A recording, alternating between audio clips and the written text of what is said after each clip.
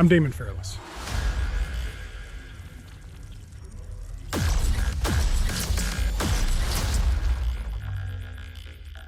What is happening to me? You are not the only thing standing between this and the universe.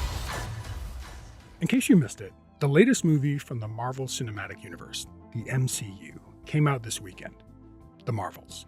It stars not one, but three heroes, heroines technically, and it has all the ingredients you've come to expect from these movies. Big flashy action sequences, storylines spanning galaxies, multiverses, seasoned liberally with lycra and comic relief. Oh my god, we're a team. Except you may have actually missed it entirely because it was the worst opening weekend for any MCU movie ever. Yeah, worse even than the 2008 Incredible Hulk. For the last 15 years, Marvel has put out hit after hit after hit, 32 of them in a row, bringing in around $30 billion collectively.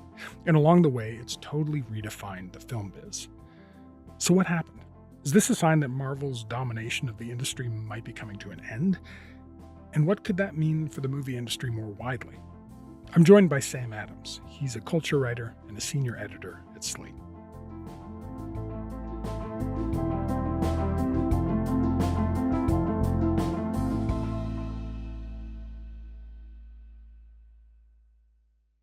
Hey, Sam, thanks so much for coming on. Oh, thanks for having me. Really appreciate it.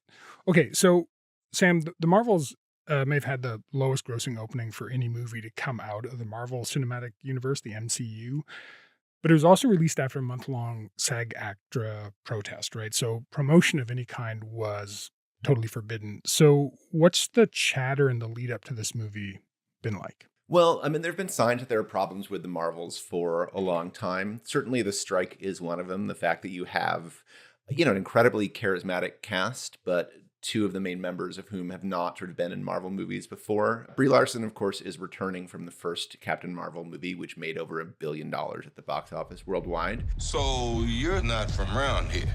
It's hard to explain.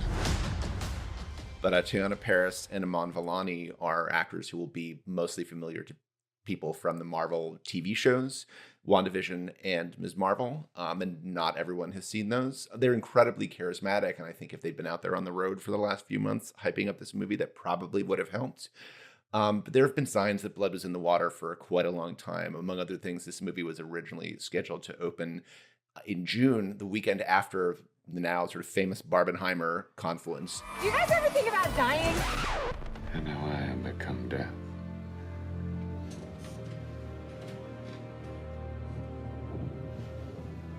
Destroyer of worlds.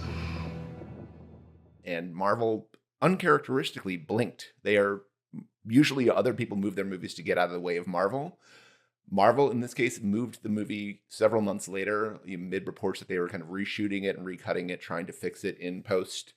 The director, Nia DaCosta, was saying at one point, look, this isn't really my movie. This is Marvel's movie. It's Kevin Feige's movie, which is true of all of them and everyone knows, but the directors usually don't say. Then Marvel, it seemed like, was trying to throw DaCosta under the bus in the last couple of weeks, sort of putting out these anonymously sourced reports about how she had started making another movie while she was in post-production on this one, which again is very usual and happens all the time. But it just seemed like there were a lot of people were putting things out to prepare for this to be a huge failure. And as you said, it really ended up being that. Even a month ago, the movie was tracking, the predictions were that it would open to around 70 to 80 million in the US, which is pretty bad for Marvel, but not terrible. It ended up with a little over 45 million, which is worse than, you have to go back to 2008, the Incredible Hulk movie that was so bad it almost killed the MCU at its birth. To get something that's even close to this. So it's really a staggering drop-off for what is, I think, by any measure, the biggest and most dominant franchise in the entire history of movies.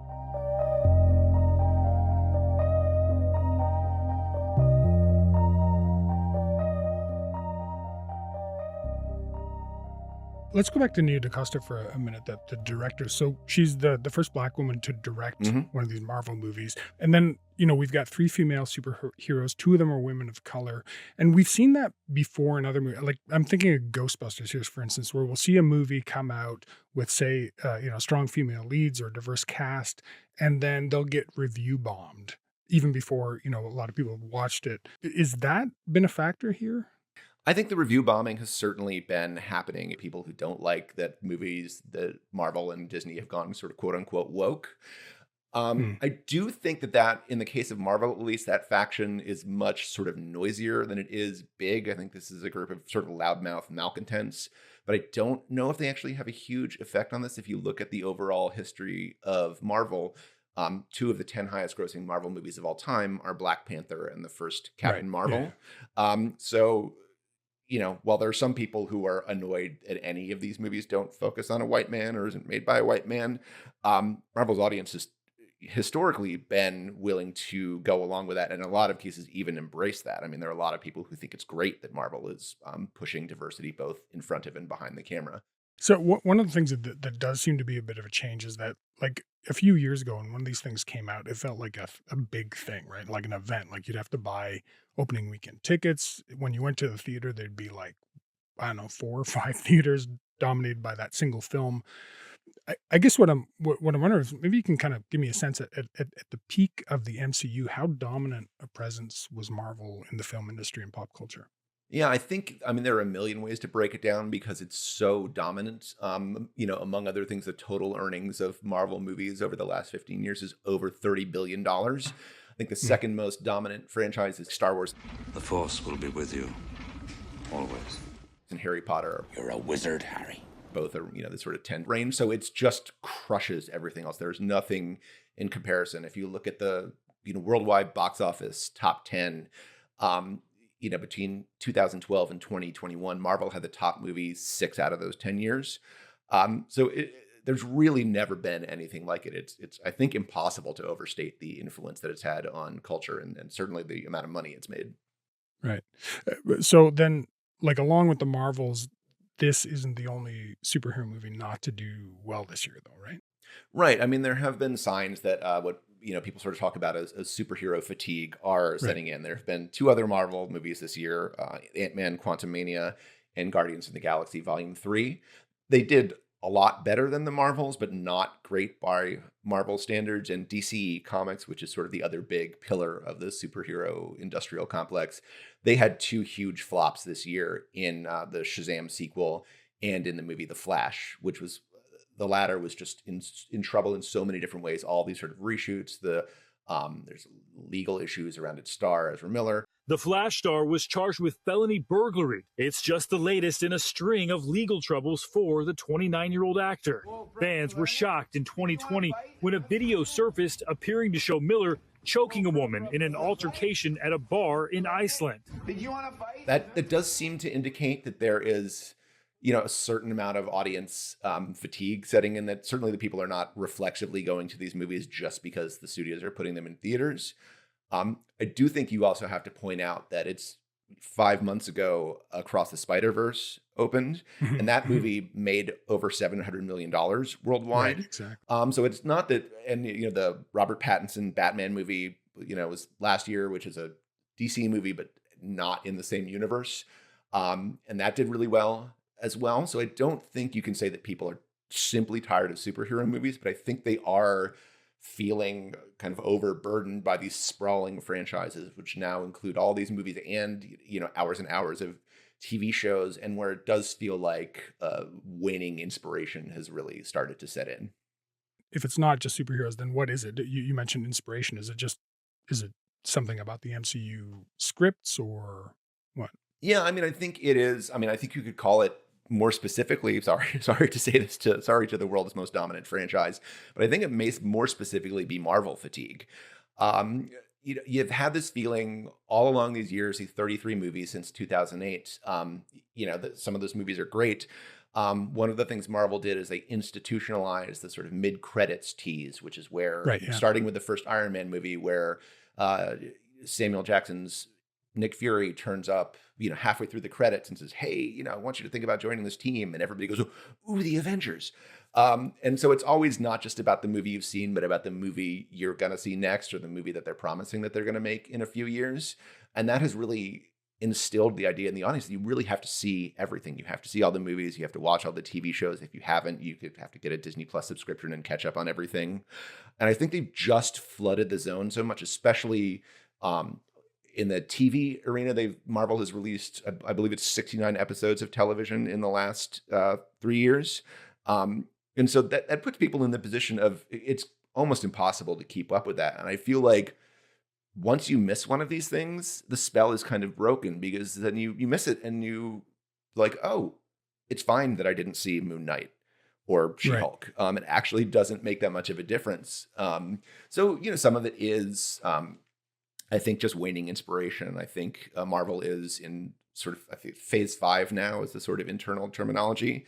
I think they have really struggled since Avengers Endgame, which kind of ended the first big cycle. We won. Mr. Stark. We won, Mr. Stark. So you had mentioned the Disney Plus series. I kind of want to touch on that for a second, because it this was part of the strategy to keep the storylines going, right, and continue to build this universe, and it is a lot, right? Like I was just thinking of what I was watching over the pandemic, right? So I guess Miss Marvel was one of them, but before that, like WandaVision, Loki, just to mention a few, right? And so it's a lot of series, a lot of characters, a lot of plot points in this like really complex web, this universe that they've made. So in terms of the rollout strategy for Marvel for the MCU, do you think that's backfired? I do think it has, to a certain extent. Yeah, I mean, I think some of the TV shows have frankly just not been that good. The promise of the TV series initially was, okay, we're going to spin off these things and everything is going to be its little sort of self-contained universe, not necessarily in terms of story, but they're all going to have their own style. WandaVision started off in really great fashion. It was sort of this, weird takeoff on classic 1950s sitcoms. But that has really not panned out in a lot of these shows. They started to feel pretty samey, pretty half-baked. Marvel sort of famously has this sort of unique system where their TV shows don't have a showrunner in charge. They have a head writer, but everything is sort of run by the Marvel producers at the head office. And a lot of things are kind of figured out in production, or even afterwards, things are re-edited and moved around. And that just leaves a lot of these shows and some of the movies feeling kind of directionless and ad hoc. And I think that really takes away from the sense that you are viewing an essential part of a larger story that you're going to feel lost if you don't keep up with.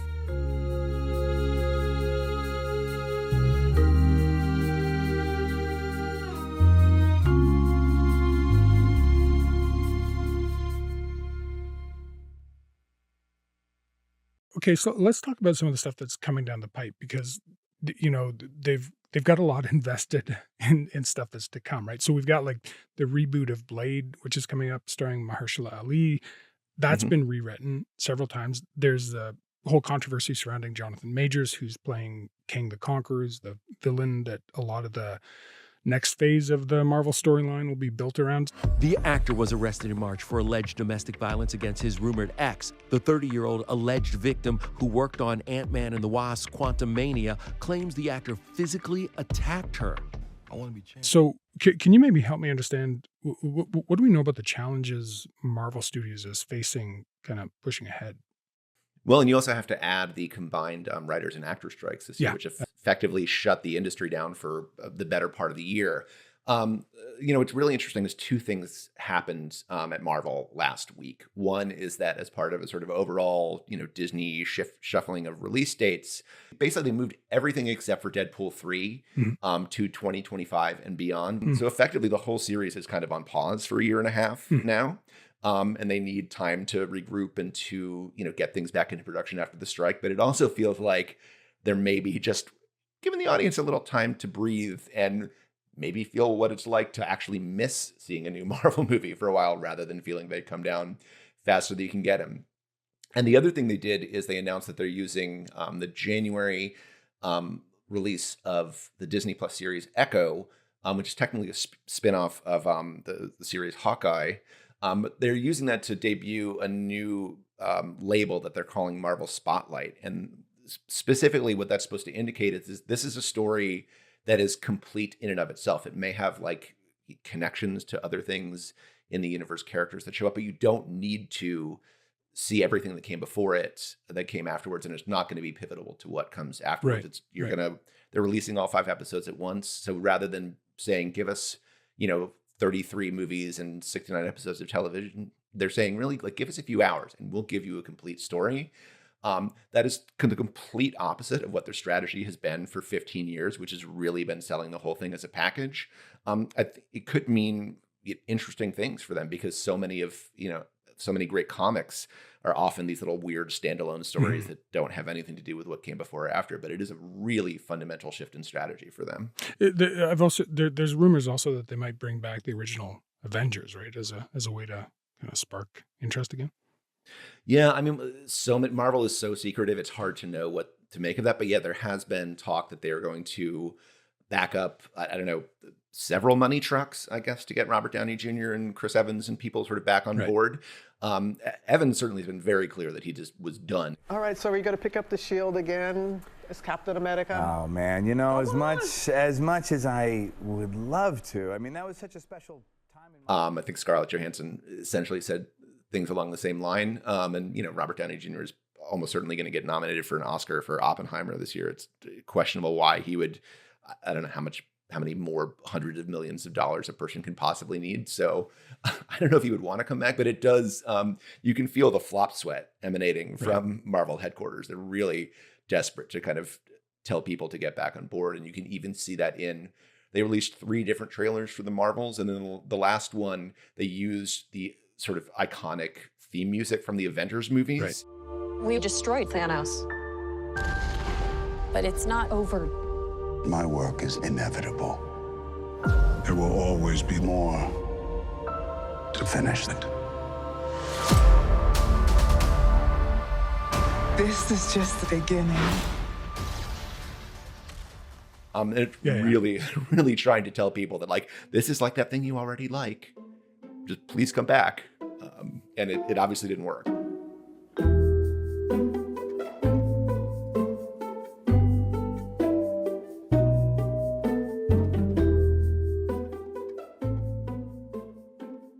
I'm interested too in some of the criticism and the discontent with Marvel isn't just about, the character fatigue or the plot line fatigue. Mm-hmm. There's also been a lot of talk about the impact on the film industry, in general. So I'm thinking back to that Martin Scorsese piece where he wrote an op-ed in the New York Times a few years ago saying that the MCU movies aren't, and I'll quote here, real cinema, that they've kind of made the film landscape fairly homogenous, very recycled. The thing about it is that they seem to be creating, it's another form. It's another form. And their theaters are almost like amusement parks in a sense. So these films now, I think, are more like theme rides in a way. And it's a different experience for an audience. Now, that audience could also appreciate different types of pictures that don't necessarily depend on heavy special effects and, how should I put it, comic book heroes. Do you think there's a sense from filmgoers to fatigue in that sense? I mean, I would like to think so. I think if you look at the cold hard numbers, that's probably not at the core of it. I mean, the number 1 movie of the year is Barbie, and I think the number 2 movie is Super Mario Brothers. So it's not as if people are rejecting the idea of movies based on toys or pre-established IP or anything like that. It seems to be that this specific IP that they are a little bit weary of at the moment.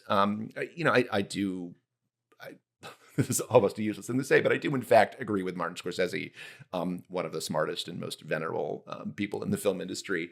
The problem is not that the Marvel movies exist, no matter how many of them. That's great. People like them. Go see them. Have a good time. It is that they are so dominant that they really kind of suck all the air out of the room for everything else. The problem isn't the movies themselves. It's that they determine so much of what else gets made, what gets theater screens, what gets promotional space, what gets the attention from, journalists and blogs and on the internet and so on and so forth.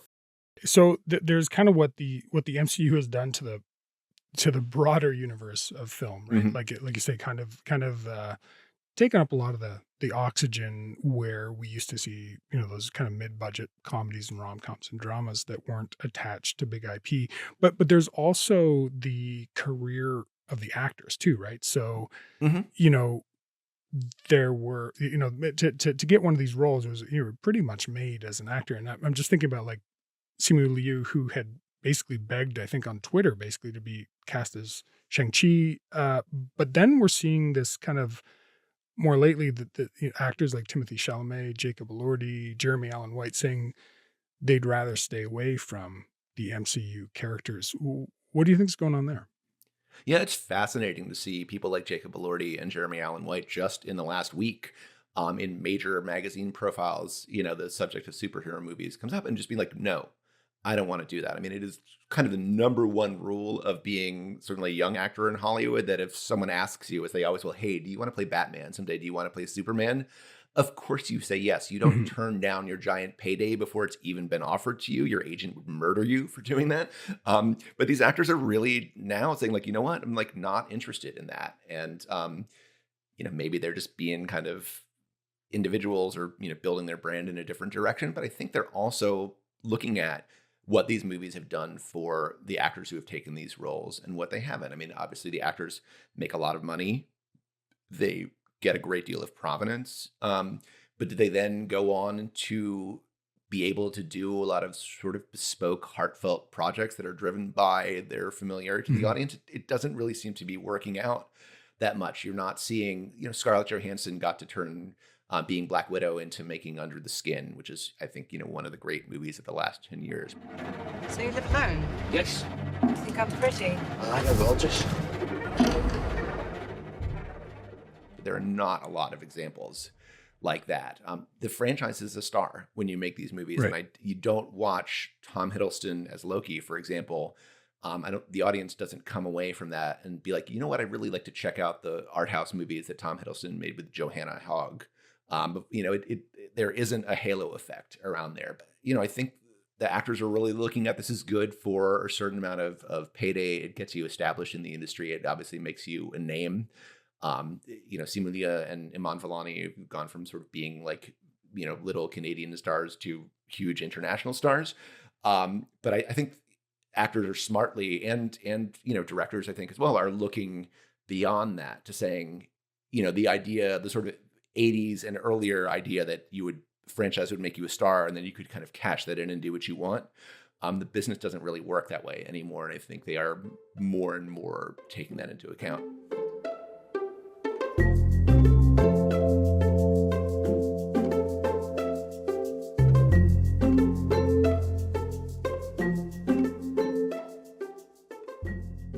If we see with the next few releases, say into 2025, a continued fatigue, a continued slump with these movies, what do you think that would signal to the studio execs about the kind of projects they invest in? Do you think this might open the doors to more original storytelling?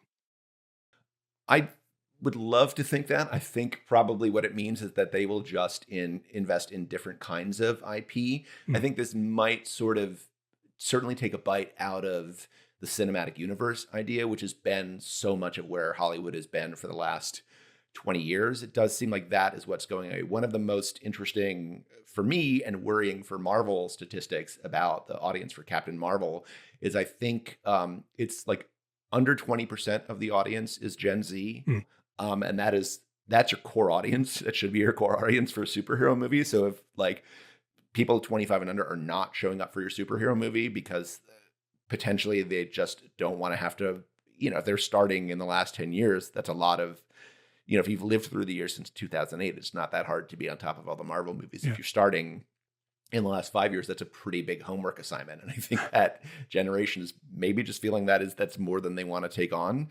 So I think it may cause Hollywood to, rethink or take a step back from the idea that you have to make a huge number of movies that interlock with a certain number of TV shows and other properties, or at least, give people some things outside that. But, I think it probably means we're going to get, for example, even before Barbie had opened and become this enormous success. Mattel was already planning, its own sort of IP universe where it's like, we're going to make a Hungry Hungry Hippos movie, and we're going to make an Uno movie, and a this movie, and a that movie. And they're not going to be tied together plot wise, but they're going to be the product of a similar approach. So I think we may see more things like that, where it's, okay, we've done a Super Mario Brothers movie. What's the next Nintendo movie? Now they're doing a Legend of Zelda movie. So what's the next Nintendo game we can turn into a movie, rather than like, what's the next Super Mario Brothers movie? I don't think, I think it will take more than a couple catastrophes the size of the Marvels for Hollywood to go back to originals, if that ever happens. Sam, thanks so much for talking about this with us. Thank you so much. It's been a pleasure.